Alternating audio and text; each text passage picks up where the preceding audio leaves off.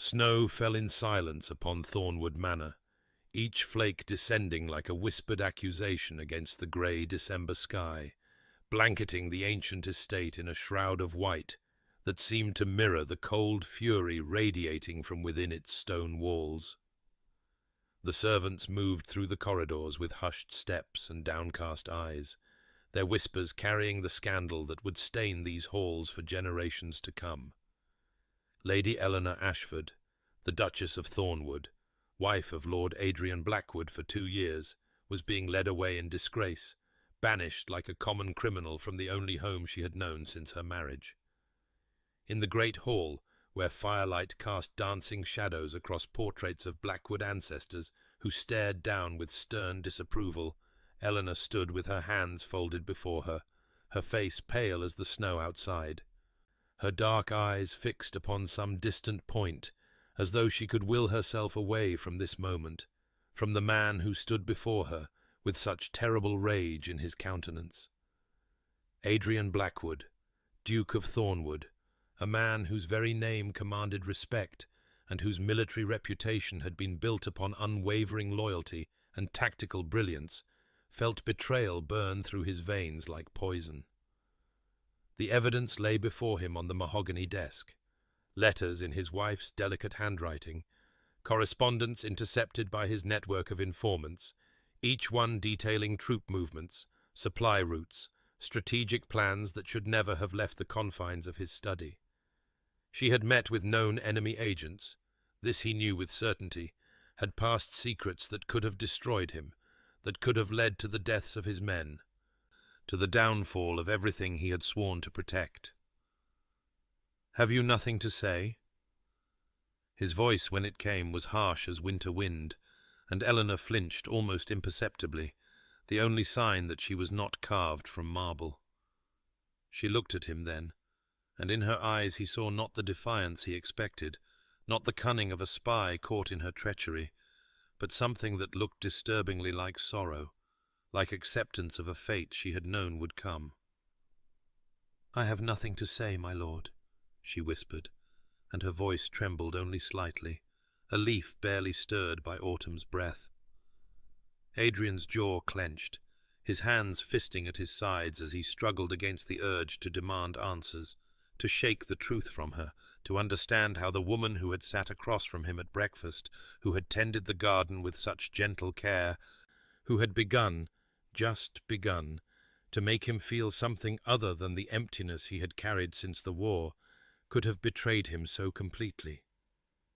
"Then you leave me no choice," he said,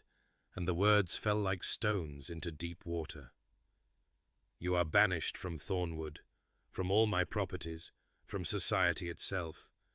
You will take nothing but what you wear, and will depart within the hour." Eleanor nodded once, a slight inclination of her head, and turned toward the door where the housekeeper waited with tears streaming down her weathered face. On the desk, beneath the damning letters, lay a sealed envelope in Eleanor's hand, addressed simply to Adrian. But he did not see it then, his vision clouded by rage and the terrible ache of what he believed was her betrayal. "But before our lover's fate is revealed, subscribe so you never miss a chapter of romance and scandal, and tell us in the comments, where are you watching from? Now, let's begin." The carriage that bore Eleanor away from Thornwood rattled over frozen roads toward the northern border of Adrian's vast holdings, toward a cottage so remote that even the nearest village lay 3 miles distant, a place where disgrace could be hidden from polite society's prying eyes, where a fallen duchess might live out her days in the obscurity her supposed crimes demanded. Eleanor sat with her hands clasped in her lap, her thin cloak pulled tight against the December cold that seeped through the carriage walls, and as the miles stretched between herself and the only home she had known these past 2 years, memory overtook her with the force of a winter gale, carrying her back to the beginning, to the day her father had informed her of the arrangement with the Duke of Thornwood, a military hero recently returned from the wars, a man of impeccable lineage and vast fortune, who required a wife to secure his line and manage his household. She had been 20 then. hopeful despite the mercenary nature of the arrangement, for she had heard tales of the Duke's honour, his courage, his devotion to duty,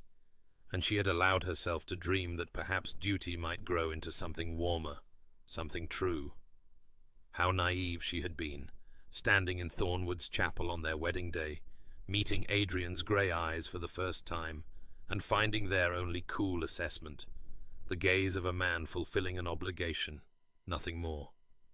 The months that followed had been a study in loneliness. Adrian polite but distant,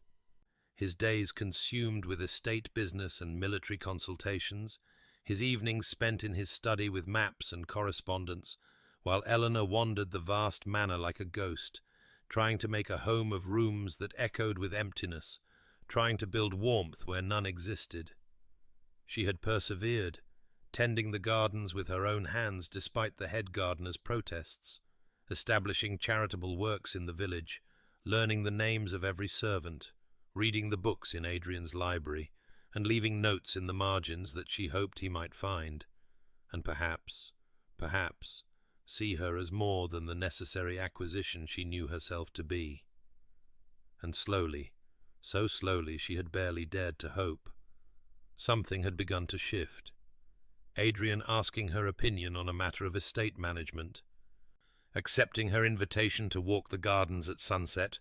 the ghost of a smile when she made a clever observation at dinner, the night he had almost reached for her hand before catching himself, the warmth creeping into his voice when he bid her good night.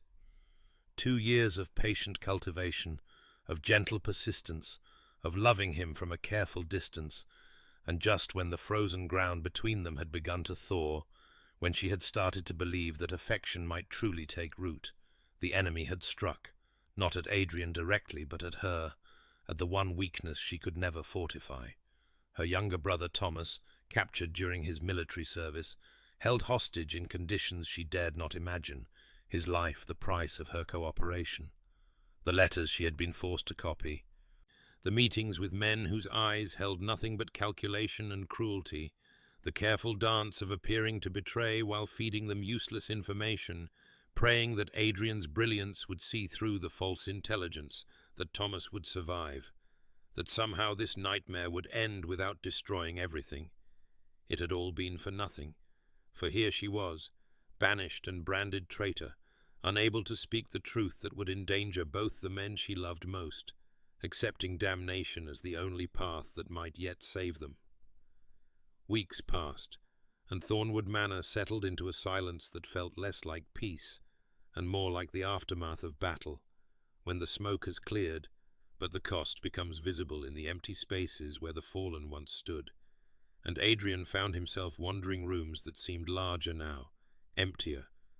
though nothing physical had changed except the absence of one slender woman who had moved through these halls like a whisper he had barely acknowledged until she was gone. He told himself that his sleeplessness was merely the restlessness of a mind accustomed to military campaigns and strategic planning, that the hollow feeling in his chest was satisfaction at having protected his household from betrayal, that justice had been served and he should feel vindicated. Yet vindication tasted like ash, and sleep eluded him night after night as he lay staring at the canopy of his bed, seeing again and again that last look in Eleanor's eyes, not the defiance of a spy caught in her treachery, not the hatred of a wife wronged, but something that haunted him far more deeply, a sorrow so profound it seemed to contain depths he had never bothered to explore, an acceptance that spoke of sacrifices he could not begin to understand. He noticed things he had been too consumed with anger to see before. Her books left open in the library, pages marked with her careful notations, observations about estate management and agricultural improvements that showed a mind far more engaged with Thornwood's welfare than he had credited. And when he walked past the gardens she had tended with her own hands, he saw how they had begun to wither without her care, the roses drooping as though mourning their mistress, the herb garden growing wild and untended despite the groundskeeper's efforts, for it had been Eleanor's touch, Eleanor's gentle persistence, that had coaxed such beauty from the earth. The village sent inquiries about the charitable works she had established, the school for tenant children that would close without her patronage, the widow's fund she had personally administered, the sick she had visited with her own hands despite his butler's protests about propriety, and Adrian realized with growing discomfort that Eleanor had woven herself into the fabric of Thornwood in ways he had never bothered to observe, had created something real and good, while he had dismissed her as merely the necessary ornament of his household. His friend and confidant, Captain James Hartford, visited on a February afternoon when frost still clung to the windows, and over brandy in the study, Hartford studied Adrian with the shrewd gaze of a man who had served beside him through blood and fire, who knew when something troubled the Duke beyond the usual concerns of estate and politics. "Are you certain of what you saw, Adrian?" Hartford asked carefully, swirling amber liquid in his glass, and Adrian felt anger flash through him at the question, at the doubt it implied. "The evidence was irrefutable," Adrian said, but even as he spoke the words, they felt rehearsed, hollow, a shield against the whispers of uncertainty that had begun to plague his thoughts. "Evidence can be manufactured," Hartford observed mildly, "and I wonder, my friend, why a woman accused of treason would accept banishment without a single word in her own defense, why she would not rage or weep or plead innocence as any guilty person would, knowing that silence sealed her fate." Adrian had no answer, could only dismiss his friend's concerns with a wave of his hand. But that night he lay awake once more, haunted not by certainty, but by doubt, by the ghost of sorrow in Eleanor's eyes, by the terrible possibility that he had made a mistake whose consequences he could not yet comprehend. The cottage that had become Eleanor's prison sat at the edge of a dark wood where winter winds howled through bare branches like the keening of ghosts, a structure so small and mean that the entirety of it would have fit inside Thornwood's entrance hall, with walls that let in the cold, and a hearth that devoured what little firewood she could gather from the frozen forest. And here Eleanor lived in a poverty she had never known, her modest allowance barely sufficient for bread and coal, her days consumed with the simple struggle to survive that left little room for the grief that might otherwise have destroyed her, though in the nights, in the long dark nights when wind rattled the shutters and her breath formed clouds in the frigid air, memory came to her unbidden and relentless, carrying her back to moments she had treasured without knowing how precious they would become. The evening Adrian had joined her for dinner and actually laughed at something she said, a genuine sound of surprised delight that had made her heart soar with foolish hope. The afternoon they had walked together through Thornwood's gardens, and his hand had brushed hers, lingering perhaps a moment longer than accident would explain. The night she had found him in the library late, and he had looked up from his maps with an expression almost tender, had nearly spoken words that died unborn on his lips, but left their ghost in his eyes, had made her believe that perhaps he was learning to care for her as she had come to care for him, with a love that had grown quietly in the shadows of their arrangement until it filled her entire heart, a love she had never spoken aloud, and now never could. She tended a small garden plot behind the cottage when the ground permitted, coaxing winter vegetables from the reluctant earth with the same patient devotion she had once offered to the roses at Thornwood, and sometimes she wrote letters she would never send, pouring onto paper all the words she could not speak, explanations and apologies and assurances that Thomas was safe, that the intelligence she had provided was worthless, that Adrian need never fear she had truly betrayed him. Though what did it matter now? What good were explanations when he had already judged and condemned her, when the very sight of her must fill him with disgust and rage? But even in her exile, even in her acceptance of this fate, she prayed for him, whispered entreaties to a God who seemed as distant as the husband she had lost, begging that Adrian be kept safe, that the enemies who had used her so cruelly would never succeed in harming him, that he would live long and well, even if she could not be part of that life. And as winter deepened, and a cough began to rattle in her chest, as her strength waned, and each day became a battle against cold and hunger, and an illness she lacked the resources to properly tend. Eleanor found a strange peace in the knowledge that she had at least done this one thing right, had protected him even at the cost of everything she held dear, had loved him enough to let him hate her if that was what his safety required.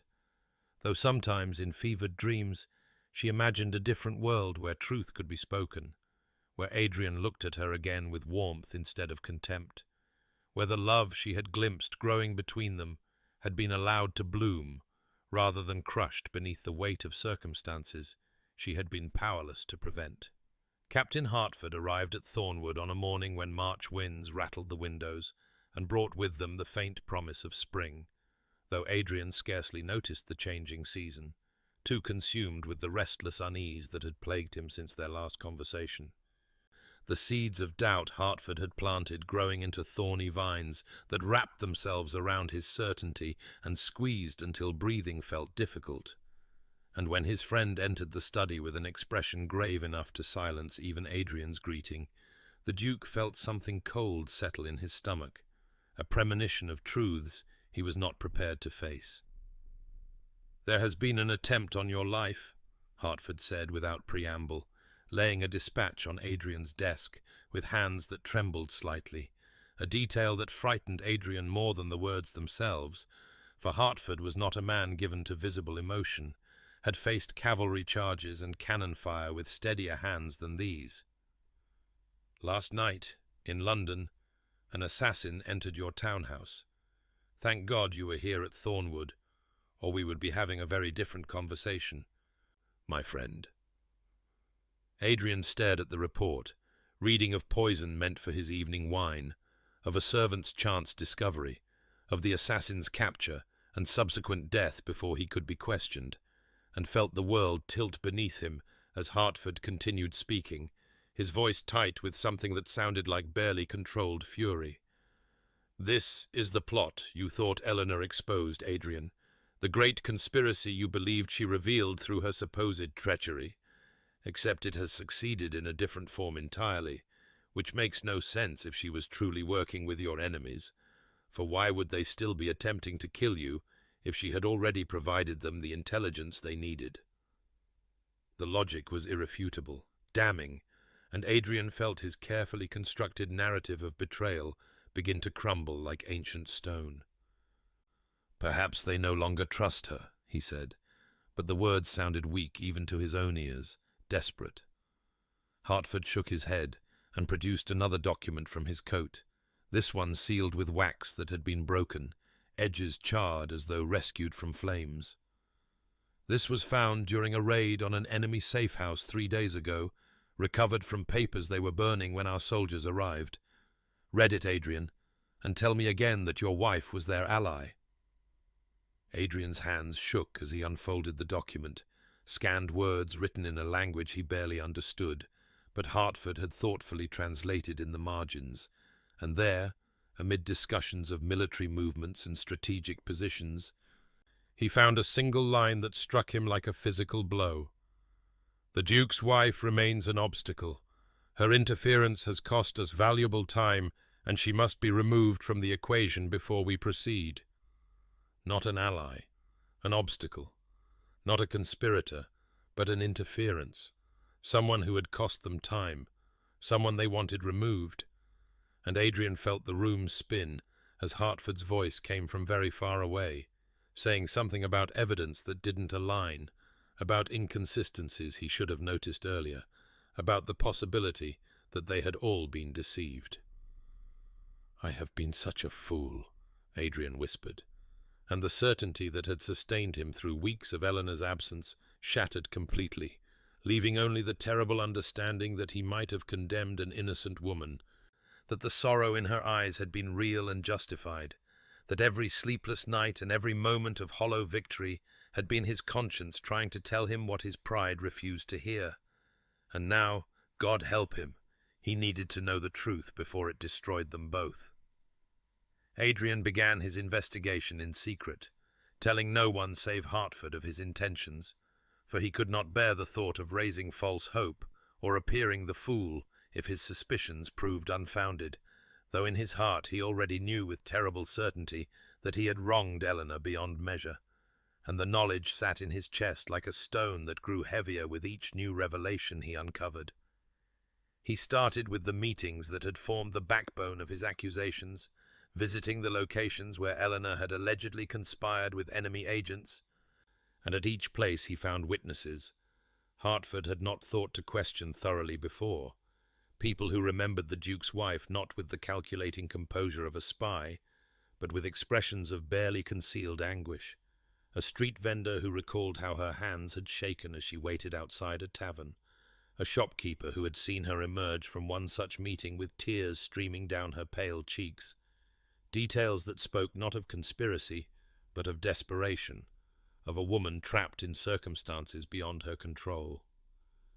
At the Rose and Crown, a tavern on London's seedier edges, where Eleanor had been seen with a known foreign agent, the proprietor,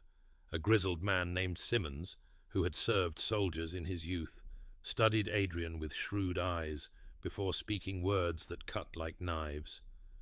"Your lady wife came here 3 times that I recall, and each time she asked after her brother, kept demanding to know if Thomas Ashford was alive, if there was any way to secure his release, and that snake she met with, he played her like a fiddle, made promises he never intended to keep, and I could see it was breaking her heart, but she kept coming back, kept asking, kept hoping." Thomas Ashford, Eleanor's younger brother, a name Adrian had heard perhaps twice in their 2 years of marriage, a young officer serving abroad, whom Adrian had dismissed from his thoughts entirely,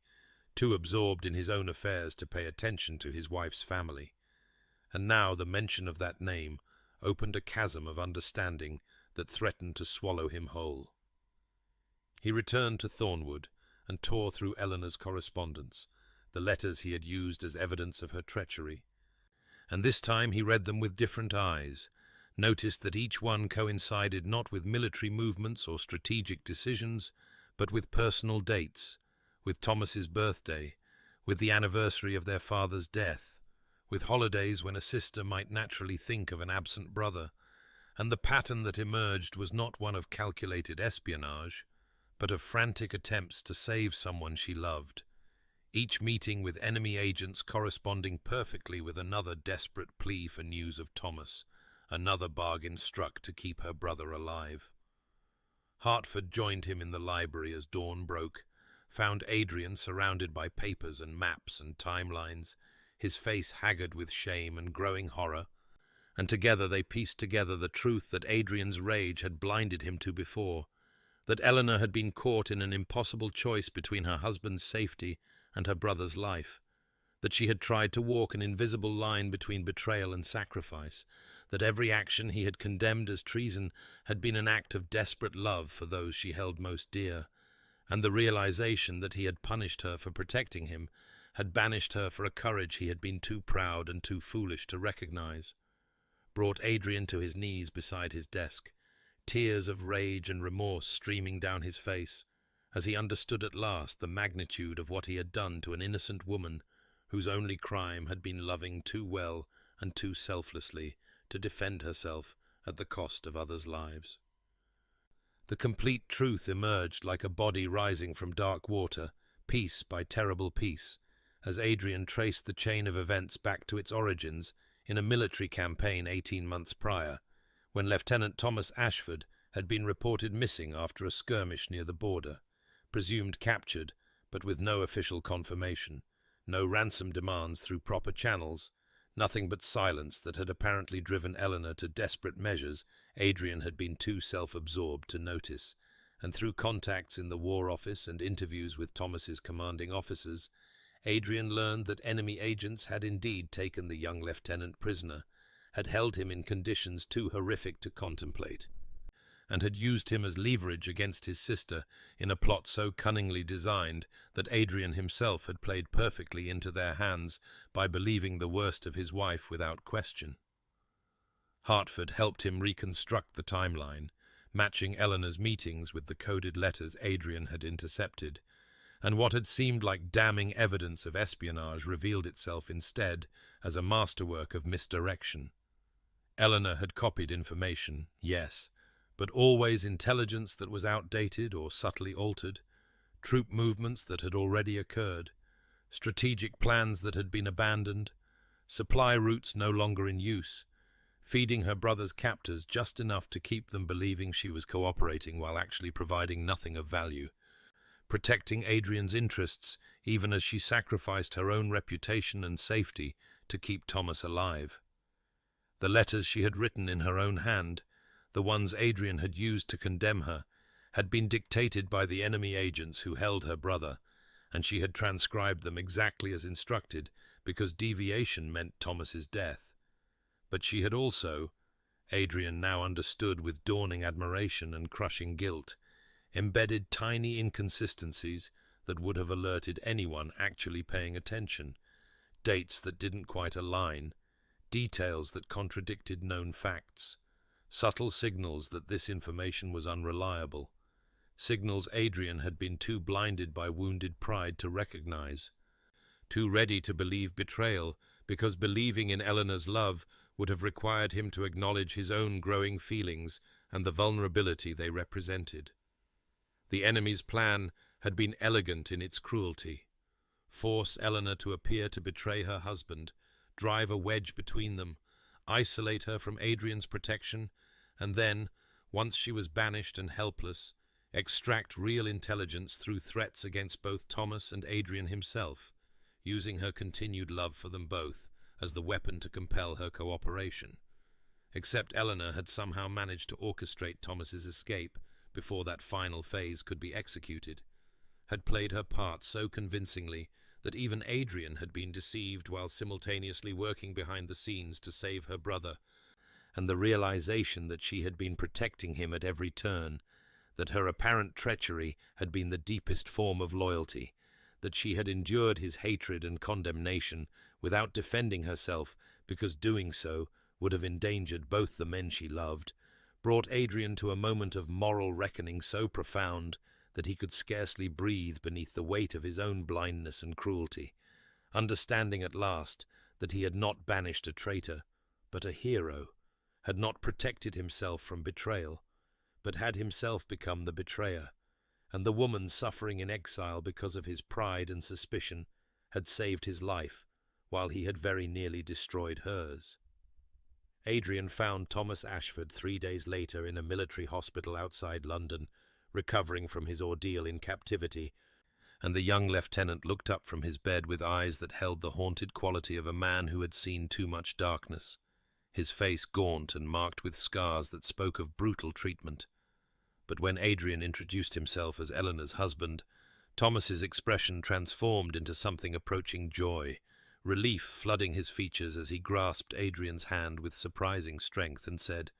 "Thank God you've come, Your Grace. I have been desperate to write to Eleanor, but they tell me I must regain my strength first, and I need her to know that I am safe, that her sacrifice was not in vain."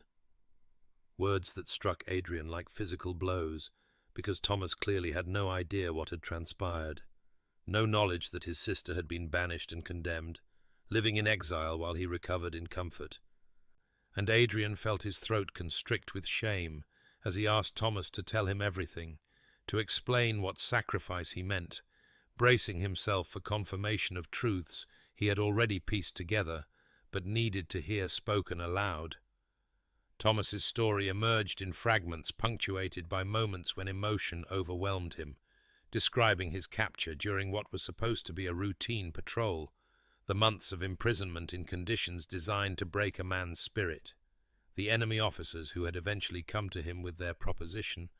cooperate and provide information about his brother-in-law the Duke's affairs,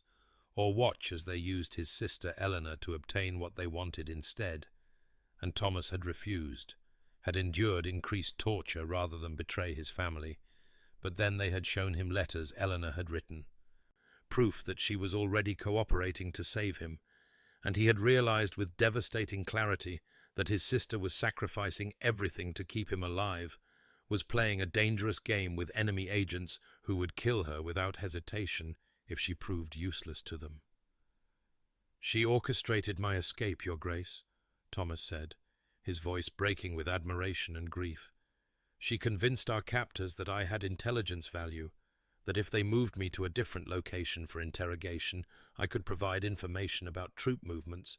and she gave them just enough genuine details to make the lie believable, details that must have cost her dearly to obtain. And during the transfer, I was able to overpower my guards and flee, made it back to our lines half dead from exposure and wounds. And the whole time I kept thinking of Eleanor's courage, how she had warned me in coded messages hidden in those letters they forced her to write, that I must never tell you what she had done, must never reveal her involvement, because it would endanger you both, must let her bear this burden alone, because your safety and mine were worth any price she had to pay." Adrian listened with tears streaming unchecked down his face, each word another nail in the coffin of his own self-regard, understanding that while Thomas had been escaping captivity, Adrian had been condemning Eleanor to exile, that while this brave young man had been fighting his way back to safety, believing his sister safe in her husband's protection, Eleanor had been slowly dying alone because Adrian had been too proud and too blind to see the truth that had been before him all along. And when Thomas finally asked, his face bright with innocent expectation, "How is my sister, Your Grace? Is she well? Does she know I am safe?" Adrian had to confess what he had done, had to watch the light die in Thomas's eyes and be replaced by horror and fury, and a grief so profound that the young lieutenant wept as though his heart was breaking, mourning not his own suffering, but his sister's undeserved punishment. And Adrian knew in that moment that whatever forgiveness he might eventually earn from Eleanor, he would never forgive himself for failing to trust the woman who had proven herself worthy of devotion beyond all measure. Adrian left London within the hour,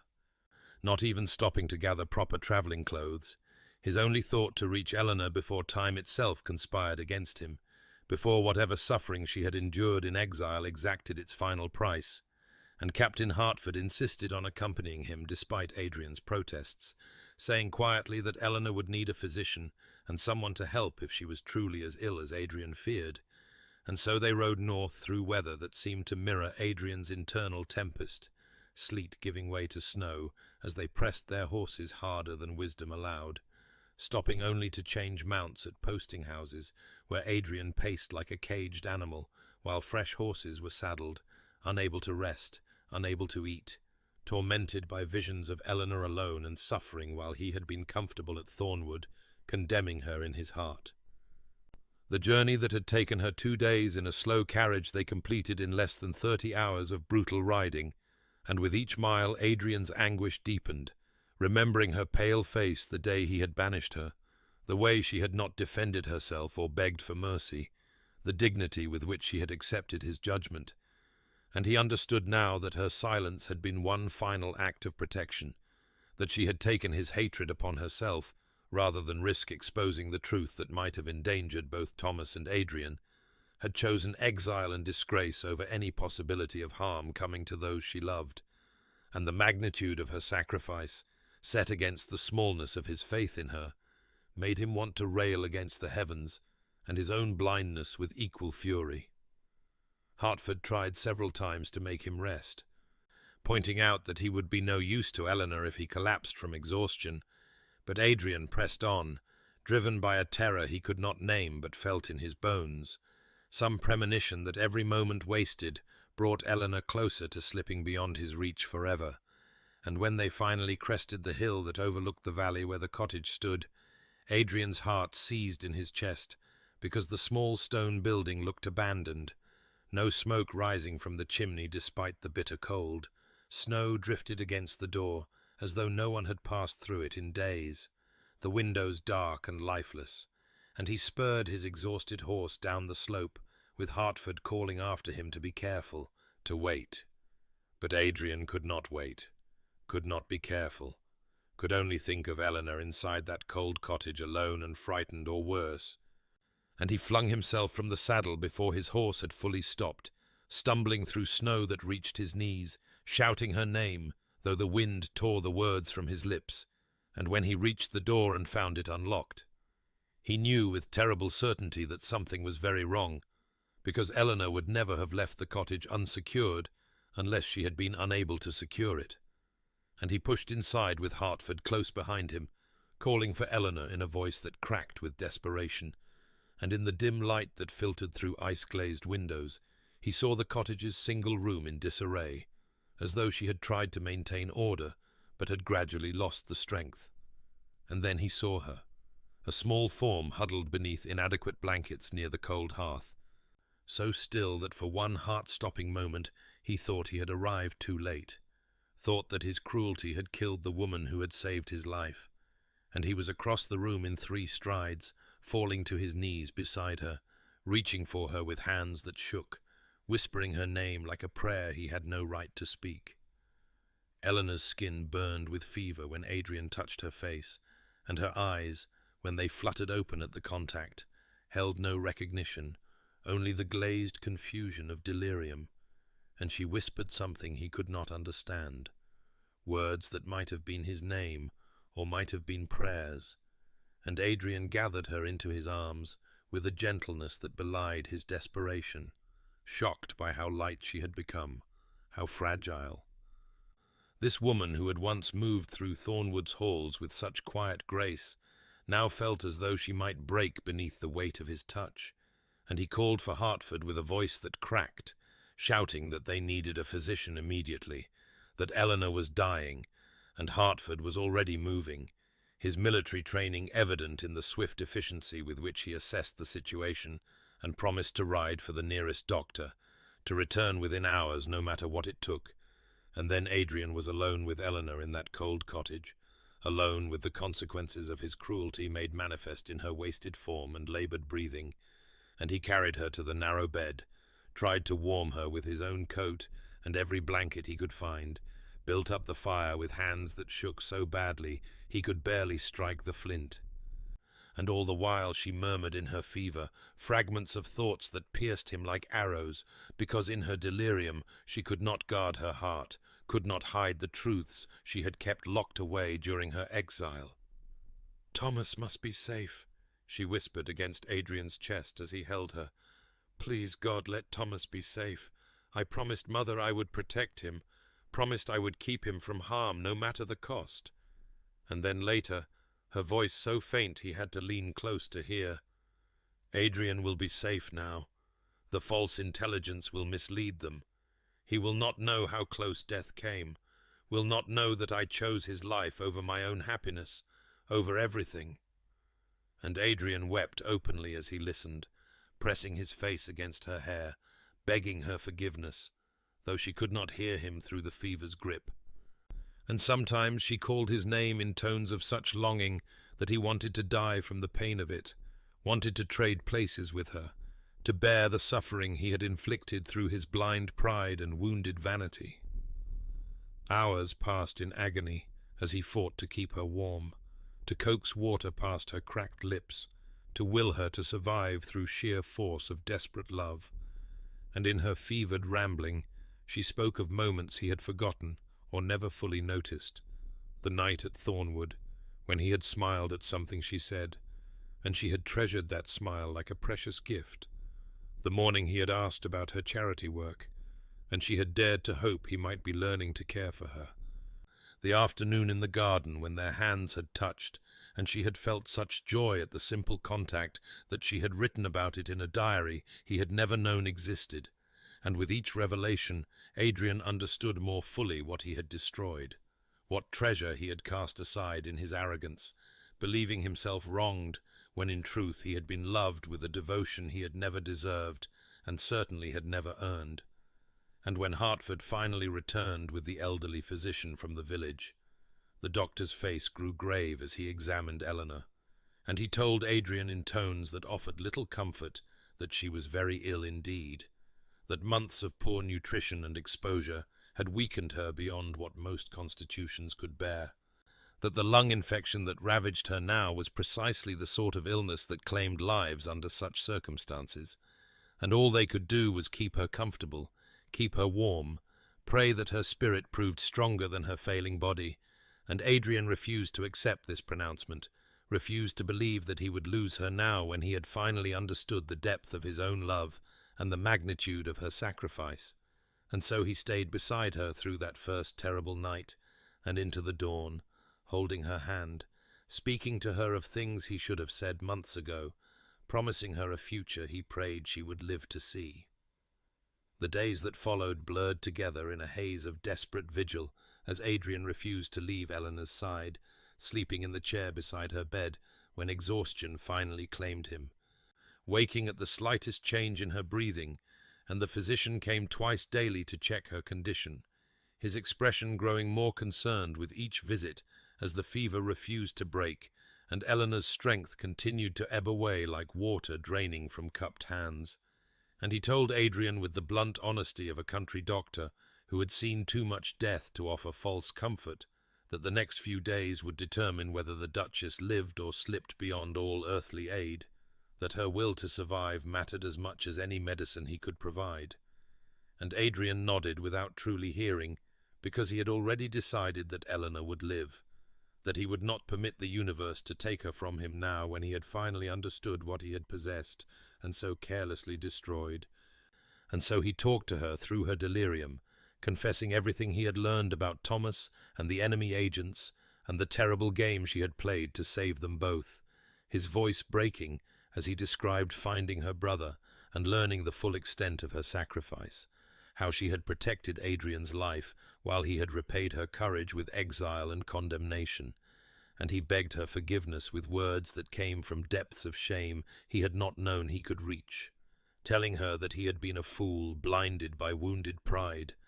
that he had been afraid of the feelings she stirred in him, and had seized upon the accusation as justification to push her away before she could reach the parts of his heart he had sworn to keep protected after his parents' loveless marriage had taught him that caring was weakness and trust was folly.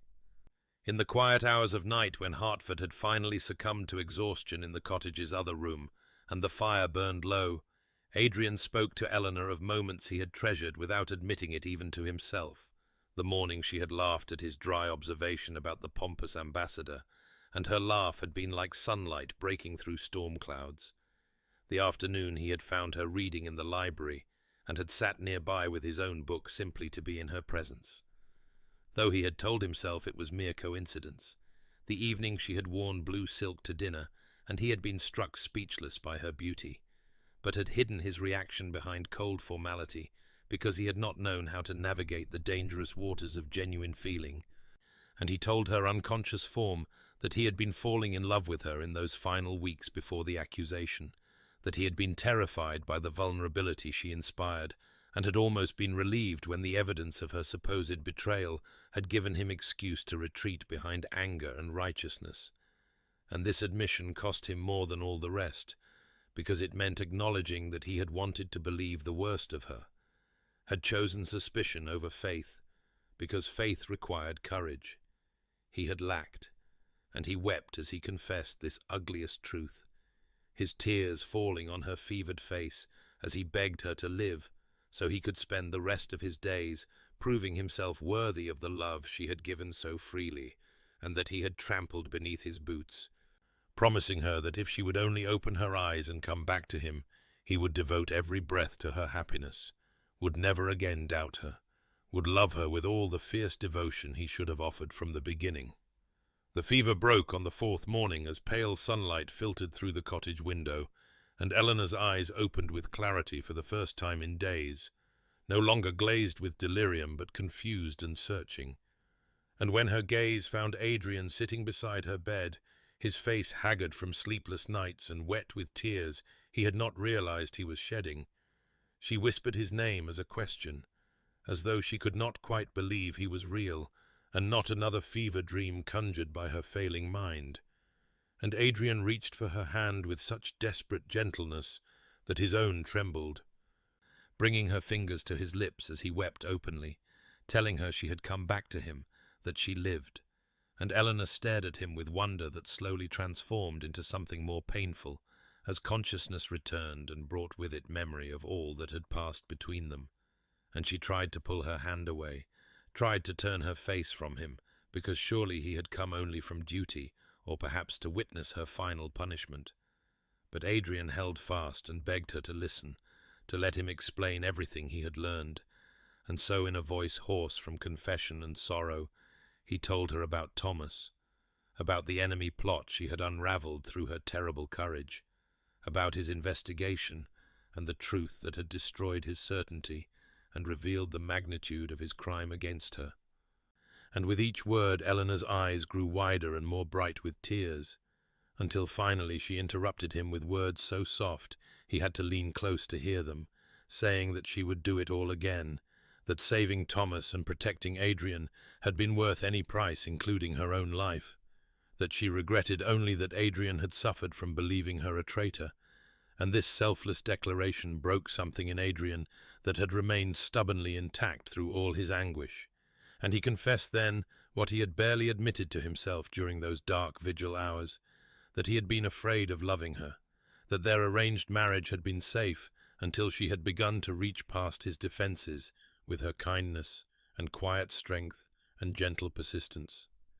That when the accusation had come, he had seized upon it almost with relief, because it had given him excuse to retreat behind anger rather than face the terrifying vulnerability of caring for someone who might leave him or prove as cold as his own parents had been to each other.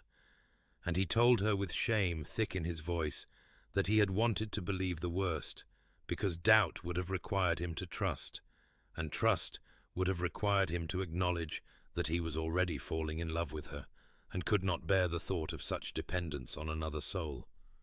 And Eleanor listened to this confession with tears streaming down her pale cheeks,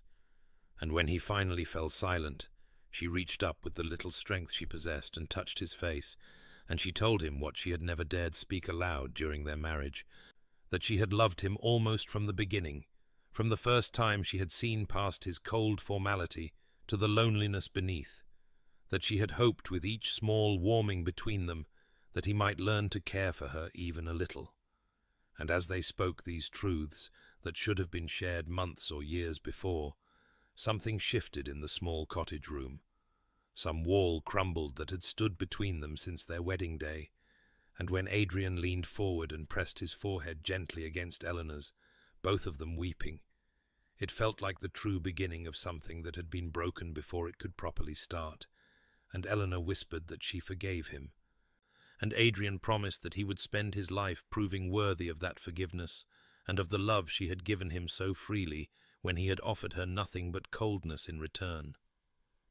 The weeks that followed moved with the slow gentleness of ice melting into spring water, as Eleanor's strength returned in small increments that Adrian marked with the devotion of a scholar recording precious discoveries, and he refused to leave the cottage despite Captain Hartford's gentle suggestions that he return to Thornwood and send proper staff to care for the Duchess, because Adrian had learned during those terrible vigil nights that some duties could not be delegated and some acts of penance required personal attendance, and so the proud Duke of Thornwood, who had commanded battalions and managed vast estates and moved through society with the assured authority of his rank, now spent his days performing the humble tasks of a nursemaid, bringing Eleanor broth he had heated himself over the cottage fire, reading to her from the books Hertford brought from her abandoned library at Thornwood, her favourites that Adrian now discovered for the first time, because he had never thought to ask what she loved, and he read poetry that made her smile and philosophy that sparked gentle debates when she had strength for conversation, and he learned that his wife possessed a mind as beautiful as her heart, sharp and curious and kind in its conclusions, and he mourned anew for all the conversations they might have shared during their marriage if he had not been so determined to maintain distance between them. On the mornings when Eleanor felt strong enough to sit up, Adrian would brush her hair with careful strokes, learning the weight and texture of it, the way it caught the light,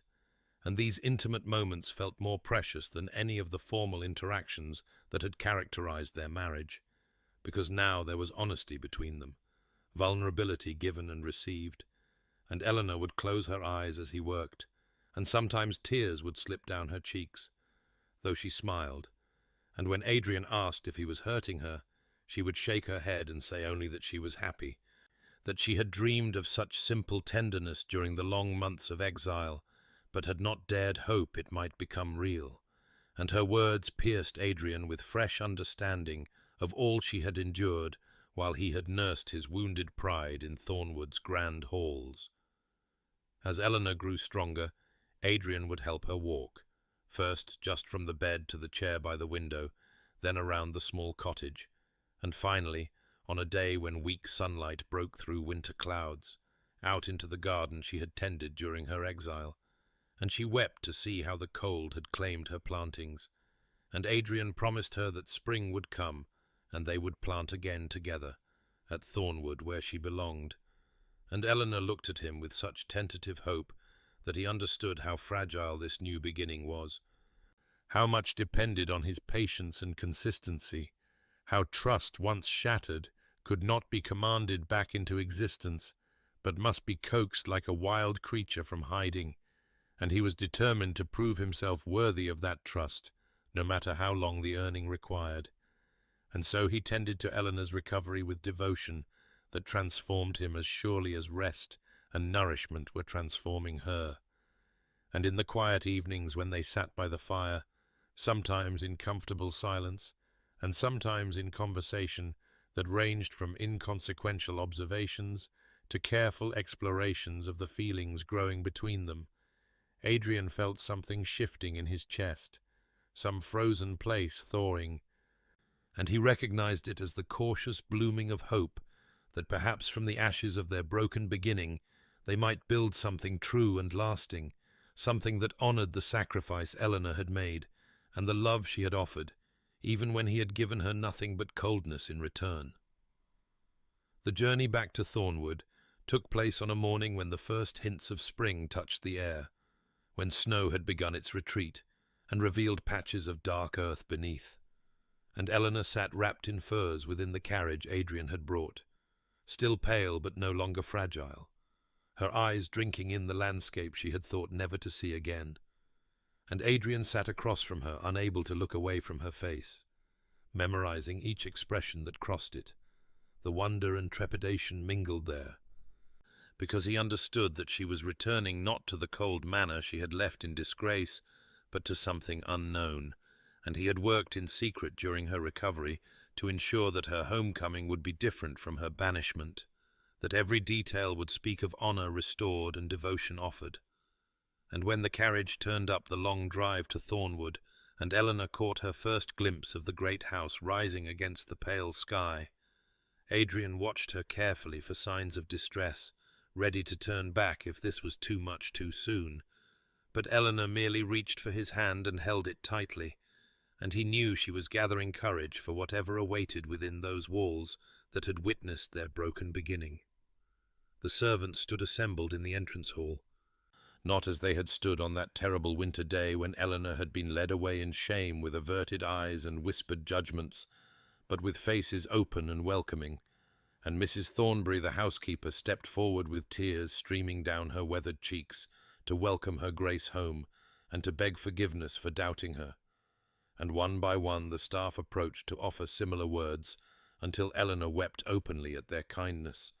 and Adrian felt his throat tighten with gratitude that they understood what this homecoming meant and had chosen to honor it with such grace. He led Eleanor up the grand staircase, noting how she trembled with fatigue from even this small exertion, and when he opened the door to her chambers, she stopped so abruptly that he feared something was wrong. But then he saw her taking in the transformation he had ordered, the cold blue walls repainted in the warm rose she had once mentioned preferring, her books returned to shelves and arranged by subject as she liked them, the windows fitted with new curtains that would let in the morning sun she loved, fresh flowers on every table despite the season, and Eleanor turned to him with such an expression of wonder that Adrian knew every hour spent planning these details had been worth the effort,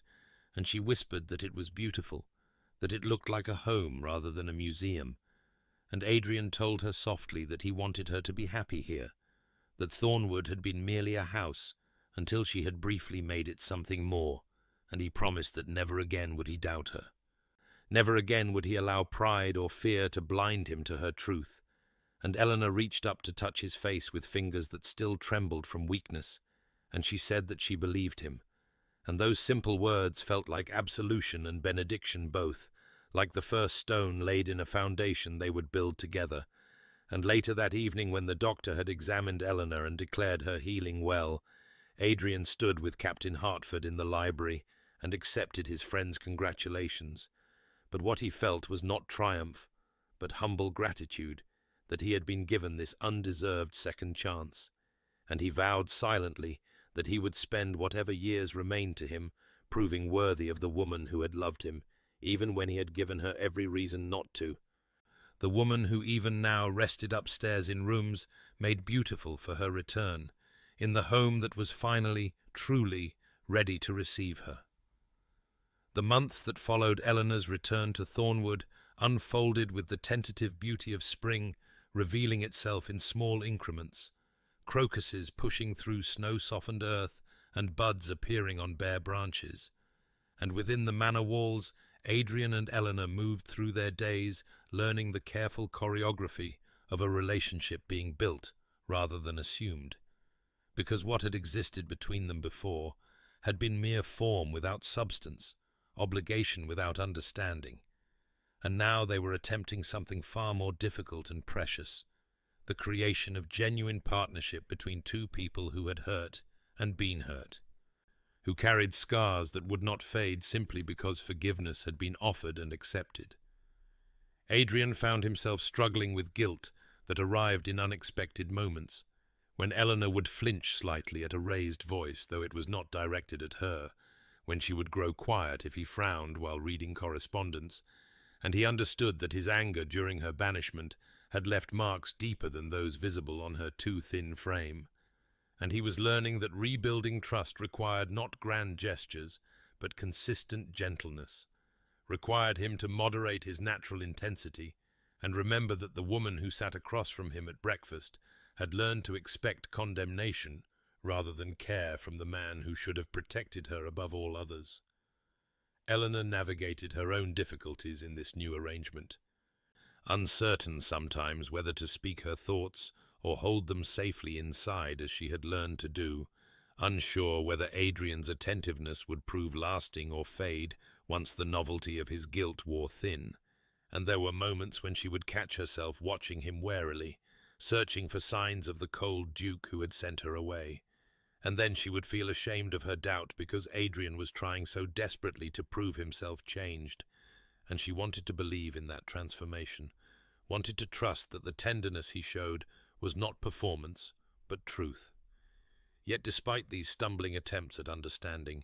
there were moments of grace that gave them both hope. Mornings when Adrian would find Eleanor in the library, and they would discuss the book she was reading until the conversation ranged across philosophy and poetry and politics, and he would marvel at how her mind worked, how she could see connections he had missed and offer insights that challenged his assumptions. And these exchanges left him feeling more alive than he had in years, made him wonder how he had been content with the silence that had characterized their early marriage when such richness had been available, if only he had asked. There were evenings when they would walk in the gardens Eleanor was restoring to their former beauty, and Adrian would take her hand with a gentleness that still surprised them both, and they would move through paths lined with early roses while twilight deepened around them. And Eleanor would speak of her plans for the estate's tenant families, the improvements she hoped to make to their cottages and schools, and Adrian would listen with attention that was not mere courtesy, but genuine interest, and he would offer resources and connections to support her vision. And in these collaborations, Eleanor began to see that she had gained not just a husband's affection, but a true partner who valued her contributions. Some nights they would sit by the fire in Eleanor's sitting room, that space Adrian had redesigned for her comfort, and conversation would stretch toward dawn as they slowly, carefully, shared the stories that had shaped them. Adrian speaking haltingly of his parents' cold marriage and his determination not to repeat their mistakes, even as he had recreated them perfectly. Eleanor describing the loneliness of her exile and the strange peace she had found in accepting what she thought was her fate. And in these revelations they were building something neither had known to want, an intimacy of souls that went deeper than passion, though passion too was beginning to stir between them in glances held too long and touches that lingered, and both felt simultaneously the pull toward that final barrier, yet unbreached, and the fear that moving too quickly might shatter what they were so carefully constructing. And so they waited, learning patience together, trusting that when the time came, they would know it. And in the waiting, they discovered that anticipation itself could be sweet, that the slow building of desire between two people learning to love could be its own form of devotion. Adrian chose an evening in late spring, when the garden Eleanor had restored bloomed with such profusion that the air itself seemed heavy with promise, when roses climbed the ancient stone walls in cascades of cream and blush and crimson, when the last light of day gilded everything it touched,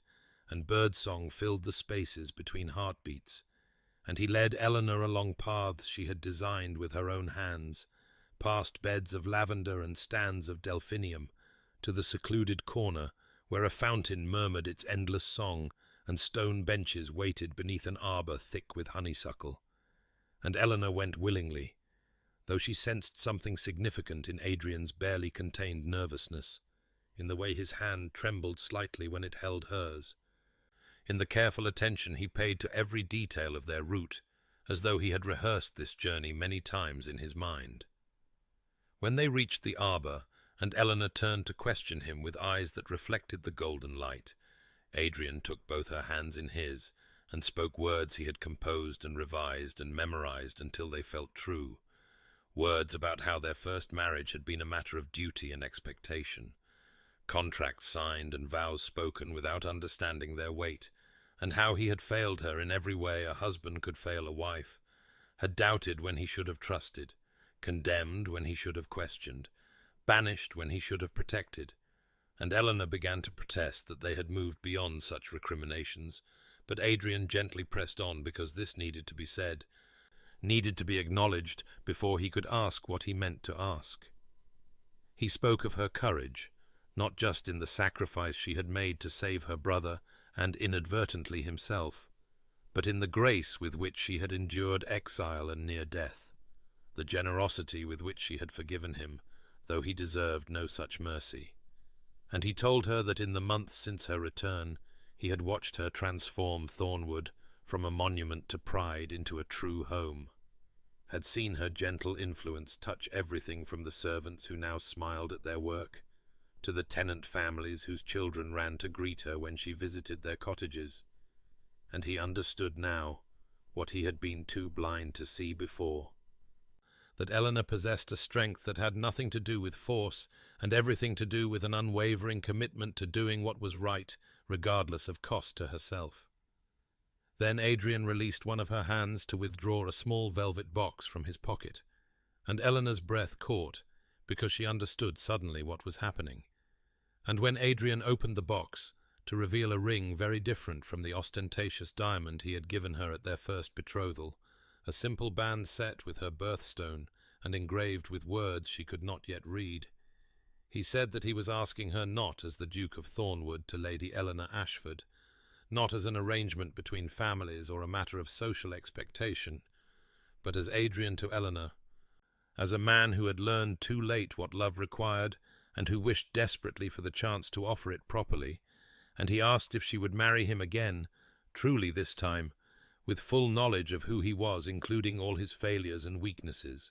and choose him as he was choosing her, freely and without reservation.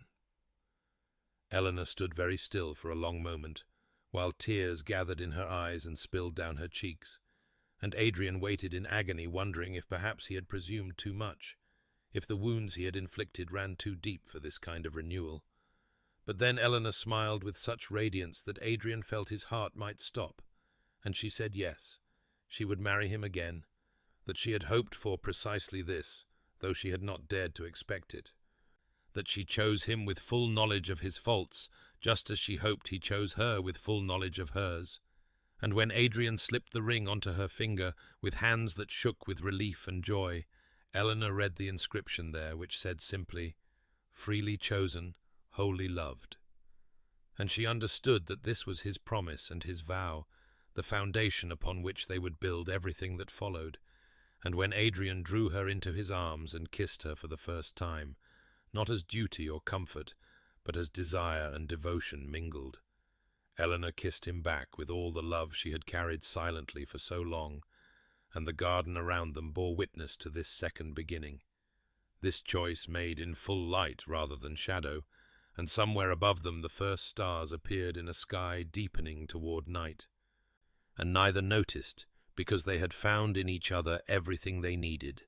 the completion of a journey that had led through darkness into light, through pain into healing, through doubt into the certainty of love freely given and gratefully received.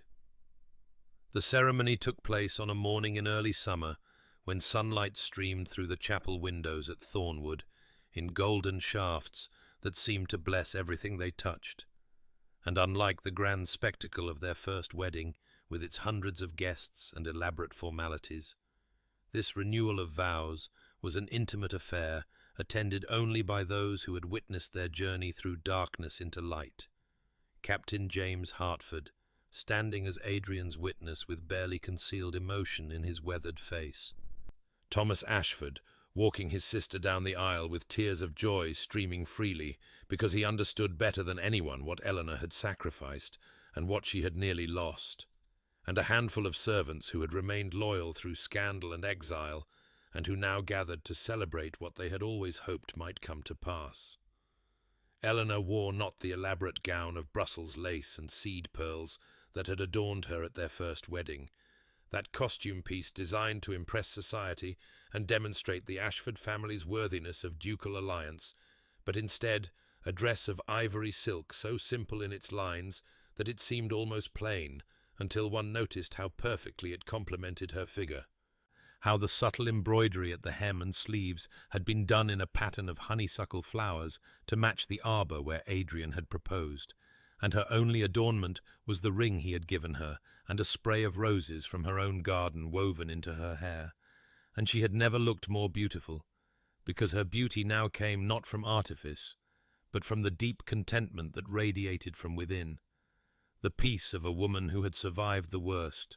and found herself beloved beyond measure. Adrian stood at the altar watching her approach, and found he could not contain the tears that rose because this woman walking toward him had saved his life without his knowledge, had accepted banishment rather than endanger him further, had forgiven him, though he had failed her catastrophically, and now she was choosing him again freely when she owed him nothing, and he understood with crystalline clarity that he would spend the rest of his life trying to be worthy of such grace, knowing he would always fall short, but finding purpose in the attempt. The vows they spoke were not the standard words prescribed by tradition, but promises they had written themselves in the quiet hours of dawn. Eleanor's voice steady as she pledged to trust him with her fears as well as her joys, to believe in his transformation because she had witnessed its truth in countless small moments, to build with him a life founded not on duty but on genuine partnership and abiding affection. And Adrian's voice broke as he promised to protect not just her safety but her spirit, to honor her courage by being worthy of it, to choose her every day with the same intentionality she had shown in choosing him, to love her not despite their painful history, but with the depth that history had made possible because suffering shared and overcome had forged between them a bond that easy happiness could never have created.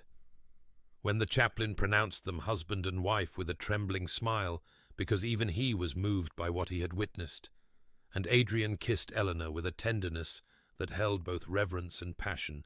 the small gathering erupted in applause and laughter, and the celebration that followed in Thornwood's gardens was modest in scale, but rich in genuine joy. Toasts offered by Hartford and Thomas, speaking of redemption and second chances. Eleanor dancing with her brother, while Adrian watched with gratitude for the young man whose captivity had inadvertently revealed his wife's true character. And as twilight descended, and lanterns were lit among the roses, and the small party continued in gentle conversation and shared happiness. Adrian and Eleanor stood together beneath the honeysuckle arbor where this new beginning had truly started, and they held each other close while around them the world softened into night, and they understood that this was not an ending, but a commencement. The first day of a marriage built on truth rather than assumption, on love freely given rather than obligation grudgingly met, and whatever challenges the future might bring, they would face them together, partners in every sense, bound not by contracts and social expectation, but by choice renewed each day, and devotion earned through trial and proven in the fire of suffering overcome. A year had passed since their renewal of vows, when Eleanor discovered she was with child, and the joy that suffused Thornwood at this news seemed to Adrian a physical thing that brightened every corridor and touched every face with smiles, and he found himself unable to contain the fierce protectiveness that rose in him alongside a terror he had not anticipated, because now there were two lives that depended upon him, and the thought of failing either filled him with dread.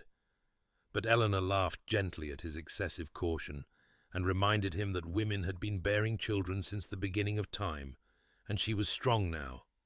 blooming with health in a way she had never been during their first years together, her cheeks perpetually flushed with colour, and her eyes bright with contentment, and indeed she had never looked more radiant than she did moving through the estate with her hand resting on the growing curve of her belly, while she continued her charitable work among the tenant families with Adrian's full support and frequent accompaniment, because they had become true partners in all things, consulting each other on estate matters and social obligations, sharing quiet evenings in the library where Adrian read aloud while Eleanor worked on tiny garments for the child to come. And the servants who had once moved through Thornwood with the careful silence of those who feared their master's temper, now went about their duties with genuine cheerfulness, because the house had been transformed from a monument to aristocratic pride into a true home filled with warmth and laughter. When Eleanor's time came in early spring, with the gardens just beginning to wake from winter's sleep, Adrian paced the corridor outside their bedchamber for hours, while the midwife attended his wife,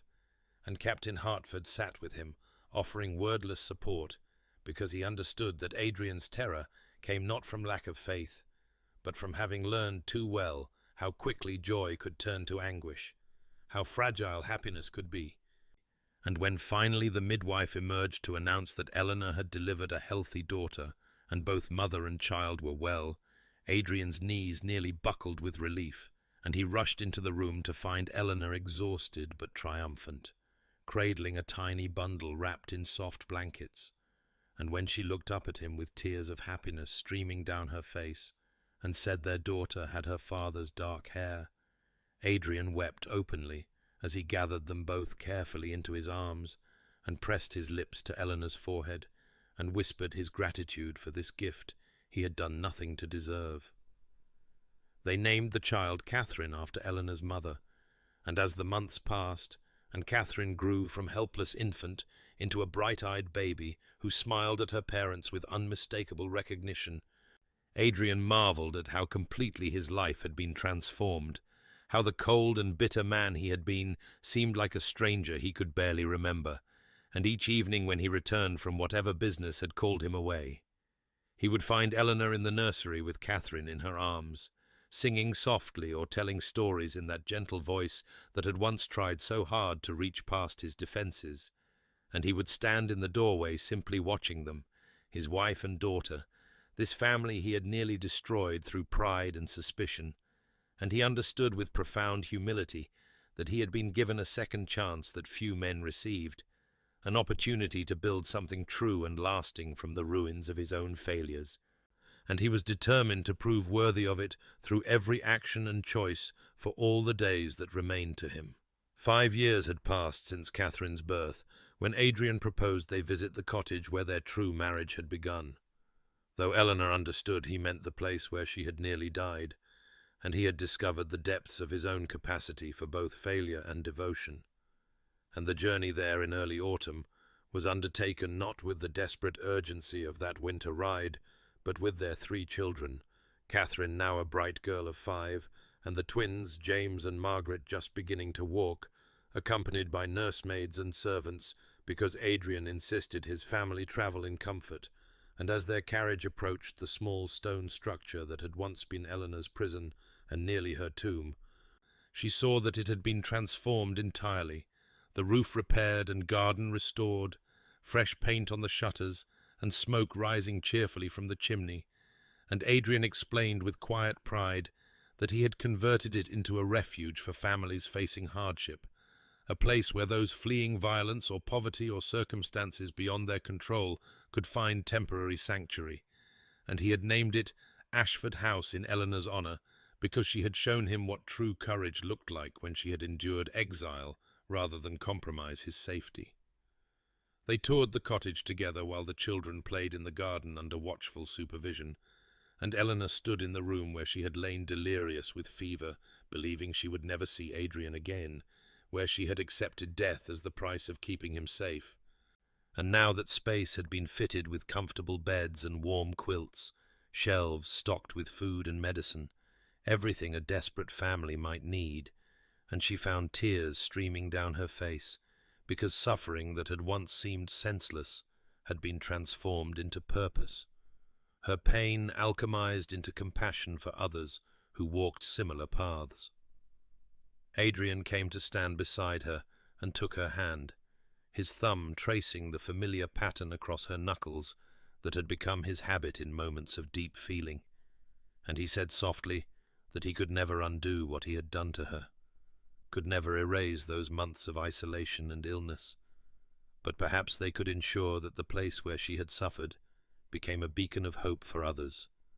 And Eleanor turned to him with a smile radiant despite her tears, and told him that she would not change their history even if she could, because the man who had banished her in righteous fury had been transformed through remorse and humility into the husband who stood beside her now, and that transformation had been worth every moment of anguish, because it had given them something more precious than the comfortable affection their marriage might have become. It had given them a love forged in fire and proven through the hardest test, a partnership built on bedrock truth rather than surface pleasantries. They walked through the garden where Eleanor had once tended struggling plants with hands weakened by illness, and now it bloomed abundantly with vegetables and herbs for the families who would shelter here. And Catherine ran to them with flowers clutched in her small fists, while the twins toddled after their sister, and Adrian swept all 3 children into his arms with the ease of a man who had learned that strength was best measured not by dominance but by tenderness. And Eleanor watched her family together in this place where death had once seemed certain, and saw the miracle of their survival, not just her physical recovery, but the survival of love that had been buried beneath pride and suspicion, love that had needed to die and be reborn before it could truly flourish. And she understood that redemption was not a single moment, but a daily choice they made together, a commitment to honor the second chance they had been given by building something beautiful from the ashes of what they had nearly destroyed. 10 years had passed since that winter day, when Adrian had ridden through storms to find Eleanor dying in the cottage, and now they stood together in the great hall of Thornwood during the harvest celebration, surrounded by family and friends and tenants who had gathered to mark another year of prosperity and peace. And Eleanor watched her husband move through the crowd with their eldest daughter Catherine at his side, the girl now 15, and possessing her mother's gentle grace, combined with her father's quiet strength, while the twins, James and Margaret, danced with the tenant children, and little William, their youngest at just 3 years old, sat contentedly in Captain Hertford's arms, and the sight of such abundant joy, such tangible evidence of love's triumph over bitterness and suspicion, filled Eleanor with a gratitude so profound it nearly overwhelmed her, because she understood how easily this could have been lost, how close they had come to destroying something precious through pride and fear and the terrible human tendency to believe the worst rather than hoping for the best. Adrian caught her eye across the room and smiled, that particular smile he reserved only for her, the one that spoke of intimacy and understanding, and a love deepened by surviving what should have broken them. And he made his way to her side, and took her hand with the same reverence he had shown since the day he had begged her forgiveness. And together they slipped away from the celebration to walk through the gardens that Eleanor had restored from their former neglect. Gardens that now bloomed year after year as testament to the power of patient cultivation and faithful tending. And as they moved between the roses and lavender in the soft autumn twilight, Adrian spoke of his continued amazement that she had forgiven him, that she had chosen to build a life with a man who had wronged her so grievously. And Eleanor touched his face gently, and reminded him, as she had countless times before,